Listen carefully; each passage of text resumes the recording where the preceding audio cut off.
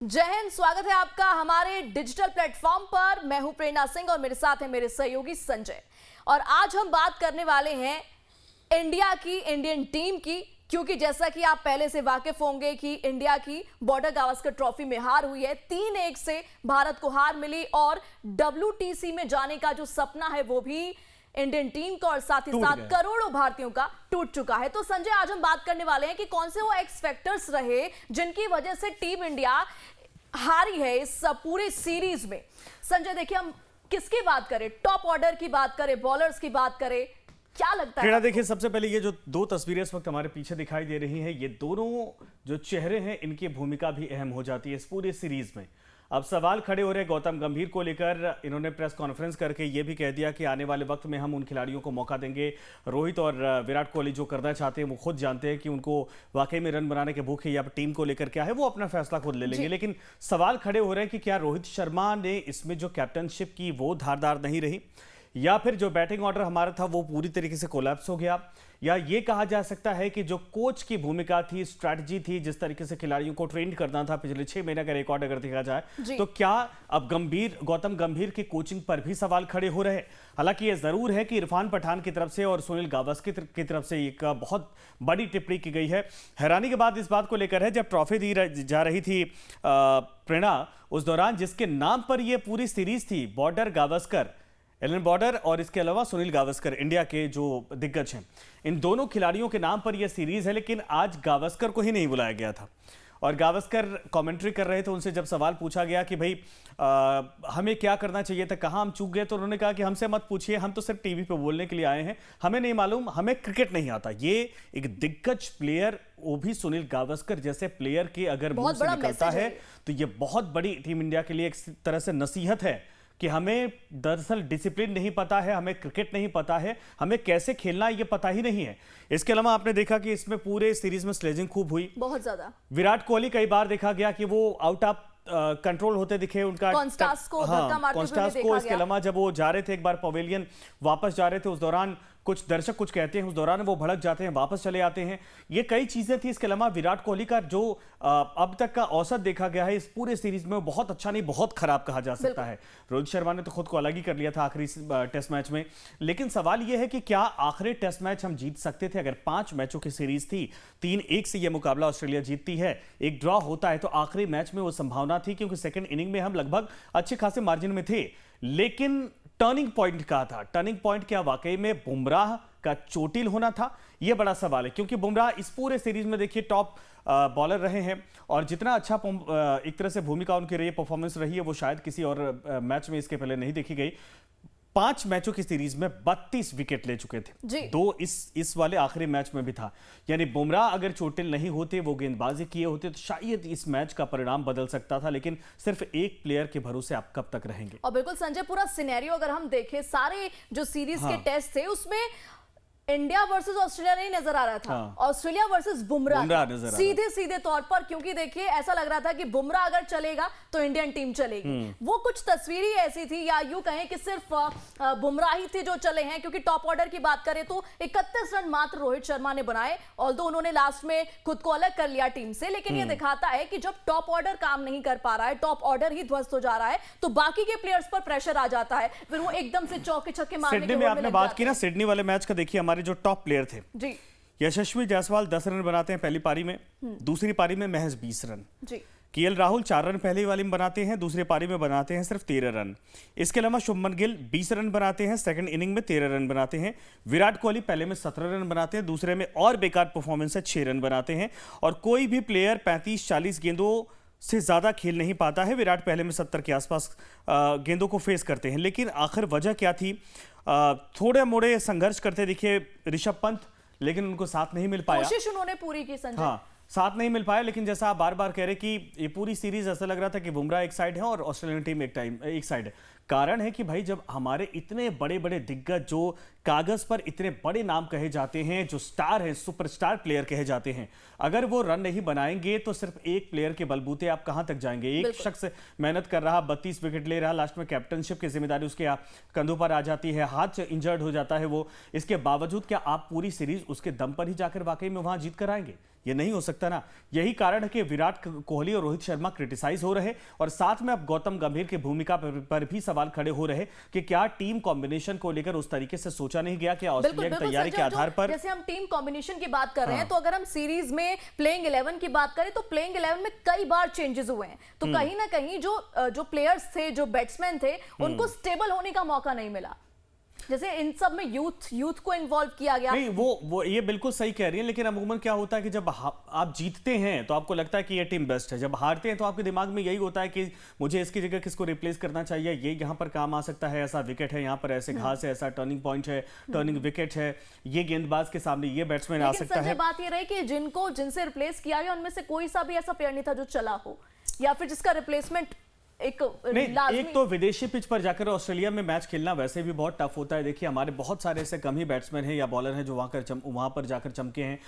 पुजारा को लेकर आने वाले थे, ये कहा जा रहा है कि गौतम गंभीर, लेकिन इसकी परमिशन नहीं मिल पाई, उनको टीम में शामिल नहीं किया गया क्योंकि पुजारा का ऑस्ट्रेलिया के खिलाफ रिकॉर्ड बहुत शानदार था। इसके पहले अगर आप पुराने एक पीढ़ी पीछे जाएंगे तो ऑस्ट्रेलिया के खिलाफ बहुत अच्छे हमारे प्लेयर होते थे, जिनमें सचिन थे, सहवाग थे और द्रविड़ जैसे प्लेयर हुआ करते थे, लेकिन उसके बावजूद वो नहीं चल पाते थे। और एक शख्स था जो वहां जाकर 100 मार के आता था, बीवीएस लक्ष्मण।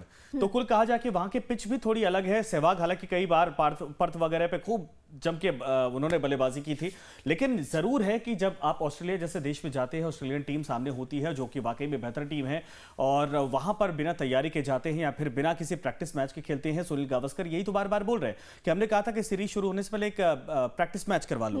प्रैक्टिस मैच में होता क्या कि पिच को भी आप समझ जाते, क्लाइमेट भी आप समझ जाते, 3-4 दिन आप एक तरह से वो प्रैक्टिस होता तो सामने वाले टीम के हर एक प्लेयर की भूमिका आप समझ जाते और वेदर में भी एक तरह से आप घुल मिल जाते, इसका फायदा होता। लेकिन भारतीय टीम ने दूसरा एक चीज और कहा जा रहा है, भारतीय टीम ने ये नहीं किया।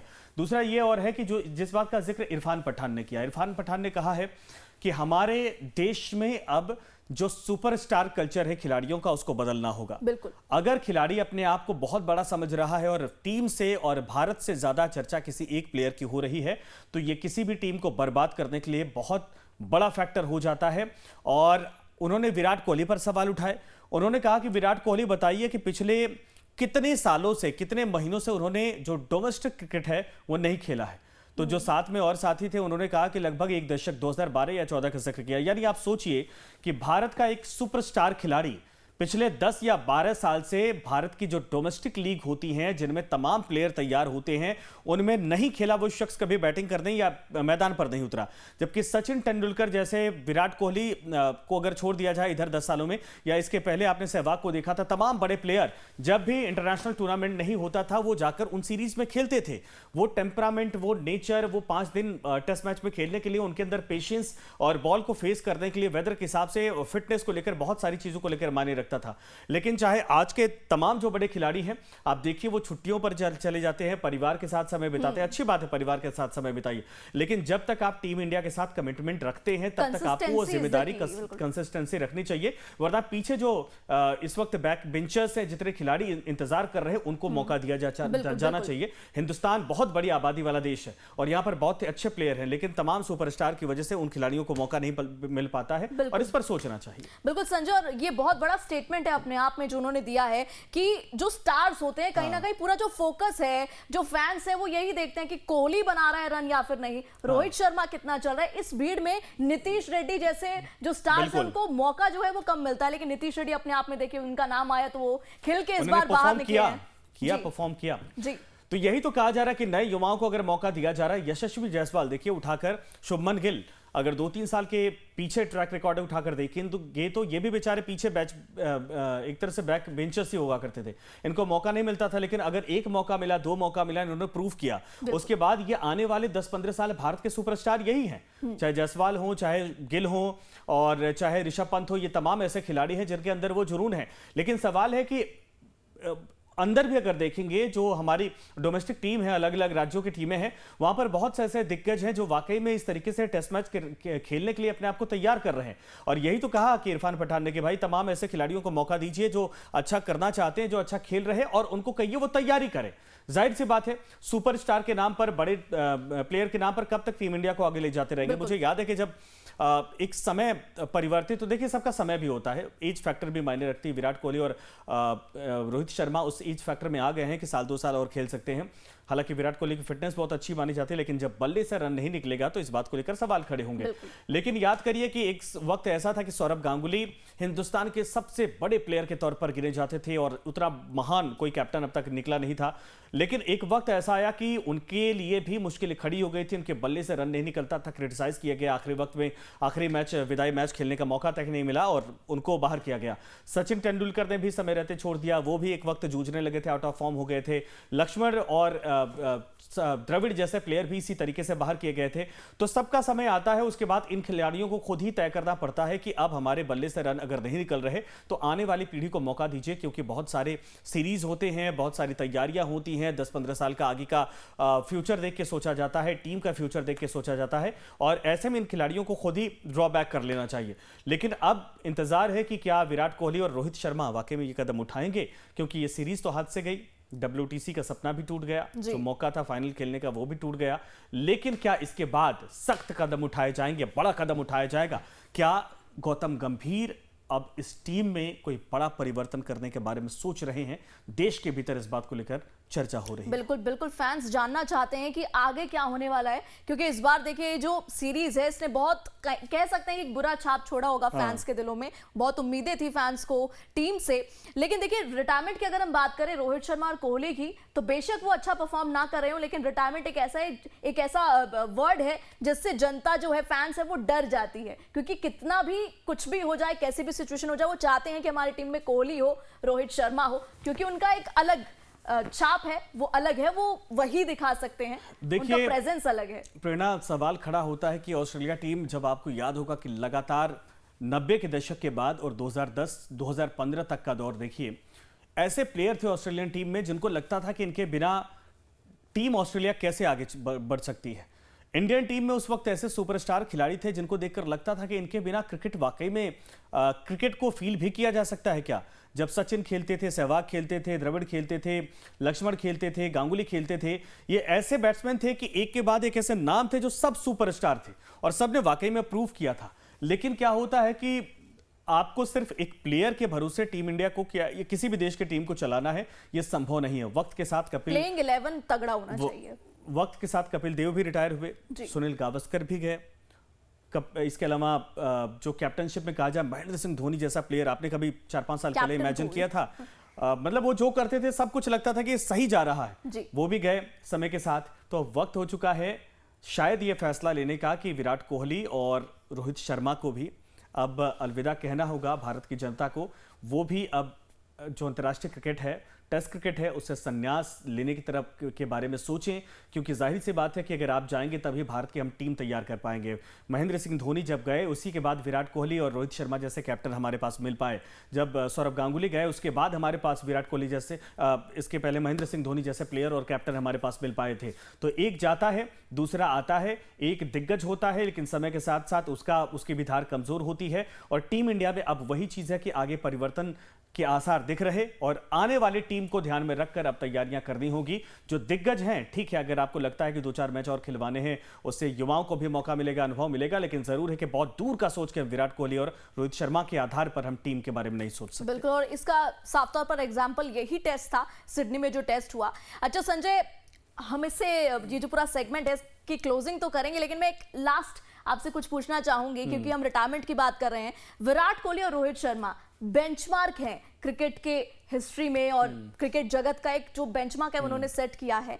तो आगे क्या उनको रिप्लेस करना इजी होगा, और मतलब क्या कोई ऐसा खिलाड़ी आपको दिख रहा है फिलहाल में जो अभी बन रहा है, उस रास्ते पर चल रहा है? देखिए, रिप्लेसमेंट तो किसी का नहीं होता है। हमने कभी उम्मीद नहीं की थी कि कपिल देव को हम रिप्लेस कर पाएंगे। वही बार बार मैं बोल रहा कि दोनों ऐसे प्लेयर हैं जो माइलस्टोन इन्होंने सेट की है इन्होंने वो कभी उसको ब्रेक करना बड़ा मुश्किल होगा। और एक चीज और है, दोनों खिलाड़ियों ने देखिए तो सारे अचीवमेंट मोस्टली अचीव कर लिए हैं। वर्ल्ड कप जीत लिया है, तमाम छोटी ट्रॉफी जो थी उन सबों को जीत लिया है। विराट कोहली के नाम सचिन के बाद दूसरा सबसे ज्यादा रिकॉर्ड है रनों का। तो ये महान खिलाड़ी हैं हिंदुस्तान के लिए, इनको याद किया जाएगा, इनके बारे में सोचा जाएगा, इनसे सीख ली जाएगी।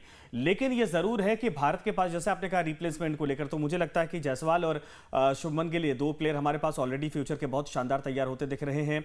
अभी ऋषभ पंत का करियर बहुत आगे लंबा तक जाएगा। कुछ और प्लेयर हैं जो नीचे से अभी भारतीय टीम में लगातार एंट्री मारने को तैयार है। लेकिन आप अंदाजा लगाइए ना, नीतीश रेड्डी भी बहुत शानदार प्लेयर हैं। और टीम इंडिया में मिराकल होता है। आप सोचिए कि महेंद्र सिंह धोनी ने जब एंट्री मारी थी पहले मैच में, उन्होंने 148 मारा था, किसी को लगा था कि महेंद्र सिंह धोनी इतने बड़े प्लेयर बन जाएंगे? टीम इंडिया में भारत के बीच में इतने टैलेंट भरे हैं कि मुझे लगता है कि इन दोनों प्लेयरों के जाने के बाद देखिएगा अपने आप ऐसी कतार खड़ी हो जाएगी कि उसमें भी कौन कहां पर सेट हो, ये बड़ी मुश्किल से तय कर पाएंगे लोग, भारतीय टीम के कोच और सिलेक्टर। तो ये जरूर है कि आप कह रहे हैं कि सिलेक्शन में क्या दिक्कत होगी, क्या इनको रिप्लेस किया जाएगा? रिप्लेसमेंट किसी का नहीं होता है। विराट कोहली हैं, रोहित शर्मा हैं, इनकी बराबरी करना बड़ा मुश्किल है। लेकिन नए खिलाड़ियों में भी प्रतिभा बहुत सारी है और मौका नहीं देंगे तो भारत की जो फ्यूचर की टीम है उसको तैयार करना मुश्किल होगा। इसीलिए वक्त बहुत कठिन है, फैसले भी कठिन मुझे लगता है कि बीसीसीआई को भी लेना है और इन दोनों खिलाड़ियों को भी लेना है। बिल्कुल संजय, और इसी के साथ आज के इस खास पेशकश में फिलहाल इतना ही हमने बात की किस तरीके से जो भी एक्स फैक्टर्स रहे संजय आज इस हार का। तो आपको क्या लगता है, कोई ऐसी चीज जो हमने छोड़ दी हो? आप हमें कमेंट सेक्शन में जरूर बताएं, अपने ओपिनियंस हमसे शेयर करें और जुड़े रहिए लाइव टाइम्स के डिजिटल प्लेटफॉर्म के साथ। जय हिंद, नमस्कार।